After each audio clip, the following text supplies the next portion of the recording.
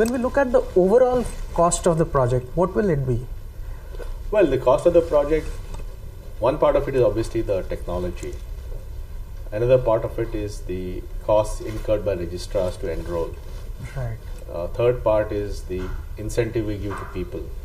So, all this, I mean, we don't know the exact figure. Right. But suffice to say that whatever be the expenditure, the benefit is well worth it. Because today India spends literally 200,000 crores on various kinds of social welfare programs and subsidies. And if you can use UID to improve the efficiency of those systems, then it'll pay for itself very quickly. Have we worked out some figure, 5,000? No, we can't say because A, we don't know the exact spend, and B, the benefit only comes when different people use the number. Right. And the per card cost, if some the per number cost, is that something worked out? Cost to whom? Cost to the government for issuing one number? No, I'm saying there's a cost of the technology. There's the cost of registrar. Right. There's the cost of giving the enrollee an incentive. Right. All these things are developed. But I understand there is a revenue model also. 288 crore is something. That was just an estimate because we felt something like address verification actually saves our clients money.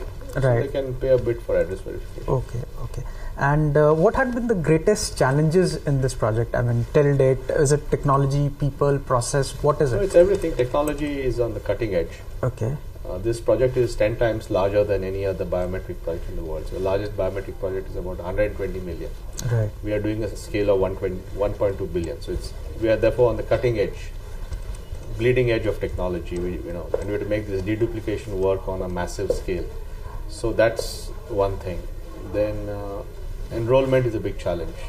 Right. Enrolling 1 billion people in every nook and corner of India, in mountains, in forests, in islands, all kinds of places. So there's a huge challenge. Then the coordination is a big issue because we have to work with partners, state governments, oil companies, banks. So designing this whole ecosystem is very, very complicated. Adoption is a big challenge, getting people to use this number. Then dealing with security and privacy and making sure that happens. This is a very complex project. With regard to process challenges, in the sense that bureaucratic processes, stuff like that, you find some difference here? From where? From your previous... No, obviously, I mean, government processes are different from private sector processes. But I think, so far we've been able to move quickly. Okay. Because we have an excellent team. Right. Mr. Sharma has got 30 years of experience in the civil service. Right. He's supported by very able officers who know how the system works, and they work very hard and make sure that we meet all the requirements of the system in terms of due process. Right. And what are the risks involved in this? I mean, are there some risks for that matter? Yeah. There's a technology risk. Okay. There is a enrollment quality risk. Okay. There is a political risk. Okay. So many risks are there. Okay. A political risk in the sense? The sense that this will mean a lot of change, right? Change management. Right. So whenever there's massive change, there's always a reaction. Right. And you mentioned about quality risk also, in the sense all the cards, say for that matter, PAN card, voter card, they have all errors. How are we going to address that? Yeah, so that's what. One is deduplication, making sure that somebody does not have more than one number. Right. And second is enrollment quality being standardized. Right. So whether a guy is being enrolled in a NREGA program in Orissa or is being enrolled in a bank in Mumbai, it should be done the same way. Right. For that, we are ourselves going to provide the enrollment software. Okay. So that there's no room to change that. Right. And this is the largest ever biometric project, 1 billion biometrics to be captured. Are we going on some uncharted path? Oh, absolutely. Nobody's done this before. Right. So we'll have to find out how it works. Right. Because deduplication is a big challenge. Because we want to make sure that you get only one number. Right. And the only way to do that is deduplication. And deduplication has to be done at scale. Fair enough. And when we look at it, the pilot project, is that in process? Where is the status on the pilot? No. Right now we're doing what is called as proof of concept. Proof of concept. Okay. After we do the proof of concept and learn about the operational problems. Right. In the meantime, our data center will come up. Okay. Our software will get ready. Right.